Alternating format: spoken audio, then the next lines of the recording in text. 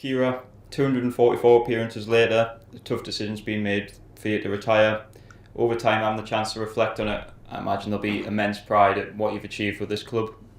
Oh, massively. I think if I look back to where I started at 16, and I remember the feeling of then getting the call up to the first team, and it was an amazing achievement. And then I've been lucky enough from then on to be part of the first team ever since. And 14 years later, we've had 2 promotions, we've won League Cups, we've had a lot of things that we've achieved, and yeah, I've done like a full circle with the club.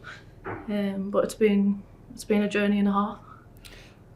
Maybe tough now, but going forward, it'll be great that you still be able to continue to support the team with what you're going to be doing in different roles going forward. Oh, 100%. I think when I first got told the news, it was obviously heartbroken. I've been in a bad place for a little while because of it, but actually with all the support of the club and the girls and family, they've all pulled me through, and I'm slowly starting to accept what I need to accept. But yeah, it's just one of them things where we've got to just keep going, and it's good that I can be around the team still. I'm still making an impact off the pitch. I'll still be the player's voice. I'll still be there to support them every single week. And then obviously I'll be helping with the PGA and that as well. So yeah, I'm still going to be a familiar face in and around. It's just hard to accept at the minute that I'll not be stepping on the pitch, but like I say, small steps. Before we even get into your playing career, you're Sunderland through and through. Even before you made your debut, how important was Sunderland in your personal life as well? Oh, it was always Sunderland. Growing up, like 5-10 minute walk from Sunderland city centre, it was no choice really. It was one of them things where you're just born into it, and it's Sunderland through and through, like you say. The streets are full of red and white tops every weekend. The atmosphere is absolutely amazing. And I think as a Sunderland fan, you know you're always going to get the pride, the respect, the loyalty from them. So my brother's had the CMC for 25 years plus in the men's stadium. Family's been going every single week. I've had every Sunderland top known, I think, since I was born. So yeah, it's a massive thing for my family and for myself, and Sunderland's been a huge part of my life and will continue to be so. You mentioned it previously a little bit, but coming through the RTC to make your debut at 16, taking into account being a Sunderland fan, what was it like to have made your debut for the club? Yeah, it was amazing. I mean, I always remember Mick Mulhern at the time coming to the under-16s, and he said to us, when you're 16, we're going to get you in on the first team, and it was a bit of a shock, but at the same time it was a dream come true. And I remember my debut against Everton. I got a yellow card in that game actually, but yeah, that was a surreal experience. I think Jill Scott played for Everton at the time, and obviously we had the likes of Demi Stokes, Jordan Nobbs, Steph Bannon, all of them still playing. So yeah, it was the people that I've then looked up to, playing alongside and playing against. It was a surreal experience. You've had many fond memories at the club from an individual perspective and with the team as well, but are there any particular memories that come to mind to you? That's a hard one. I think there's so many amazing memories with the club that I'll never ever forget. They'll stay with us forever. We've had like League Cup wins, we've had 2 promotions. The promotion into Super League 1 was probably the best feeling, because I did start at a time where parents were treasurers and the parents was chairman, and we were trying bag packs and everything that we could possibly do to try and keep the club afloat and bring some money into the club. So when you've seen it from that perspective, and then you're also seeing it from then getting promoted into Super League 1, it was just a surreal experience. And I think as Sunderland Football Club, we've always had a Sunderland family approach. So knowing that we might not always have been the best team, we might not always have been the best footballers, but actually the fight and determination, the fight we have for each other, that won us games, and it still wins us games today. And that's part of Sunderland, it's who we are. Have you got a game in mind that was a personal favourite for you, one that stands out? Yeah, I think I've got a few actually. I think it's out of, well, I've got 3, let's say 3. The Chelsea game, we won 4-0 in Super League 1, and I mean that was a great experience and a great game, one that'll stick with us forever. Another one is when we first got promoted to Super League 1, we were on BT Sport and it was against Liverpool and we beat them 2-1. That was also a massive achievement for the club at the time. And then getting promoted to Super League 1 was the game against Millwall. I think we won 4-0, and that was that was just fantastic. It was a great achievement, like I say. Obviously, when the club was demoted a few years ago, you could have moved, you could have played at a higher level, you could have left Sunderland at that time, but you chose not to. Was that a hard decision to stay at the club and try to get the team back to where it is now? I think because of, obviously, we were all on contracts at that time, and obviously the only contracted player to stay was myself, but I think a lot of the girls couldn't understand why I did stay at the time, and we did have opportunities elsewhere, but for me it's playing for this badge, it's playing for who you want to play for, and I don't know if I would ever feel the same if I wasn't in red and white. So for me, take the money, take everything out of the equation, it was always going to be Sunderland through and through. And I remember saying in the interviews about why I stayed, and it was to try and get the team back up to where I feel like we belong, and this is what I mean by the full circle. I feel like we're back and we're slowly getting back to where we need to be, and I feel like we've still got a long way to go, but it's going in the right direction, and I feel like we contributed well as an individual in terms of goals and assists in the National League to get us promoted. But I also think that the girls that stepped up as a development team to become first team have been phenomenal, and they're now still playing now, so it just proves that we've had quality all along and they've stepped up well. Following on from that, you've seen the team at its lowest and you've seen the team at its peak as well. Looking at the position that the squad's in this season, you must be proud to think that you've played a massive part in getting the club back to where it is now.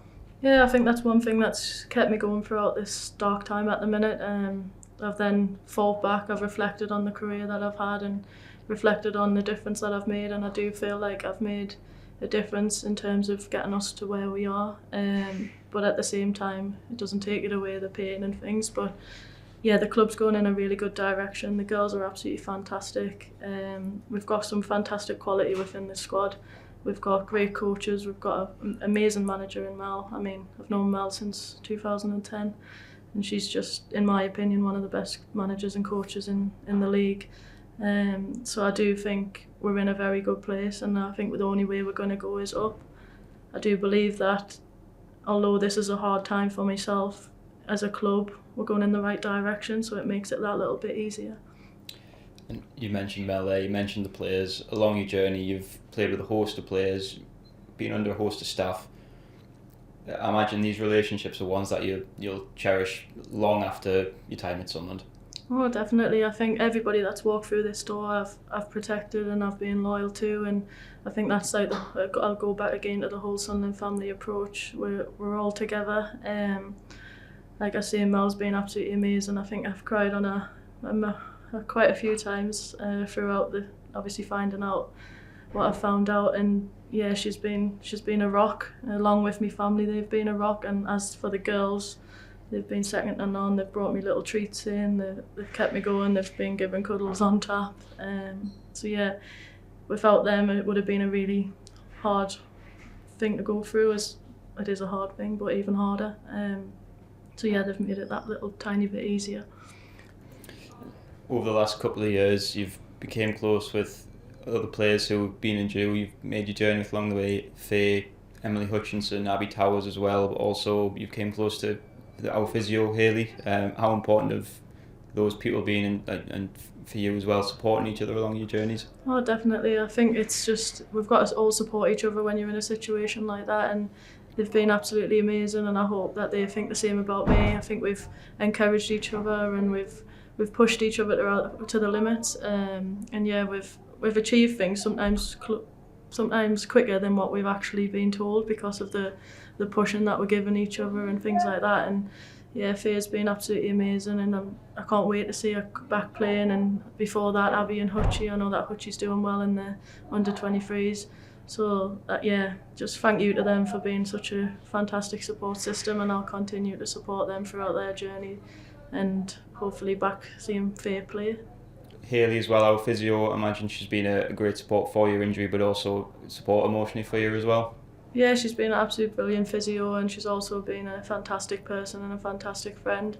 I mean, I've had many of meltdowns on Hayley, and I'm sure a lot of the injured players have as well, and she's picked us up and she's given us the best advice she possibly can, and she's been there as a shoulder but also as an amazing physio that she is, and I think the club are lucky to have her. back to you now. Being captain since 2018, I believe, a club that you supported your whole life, that must also fill you with immense pride that you've managed to captain the side for so long as well.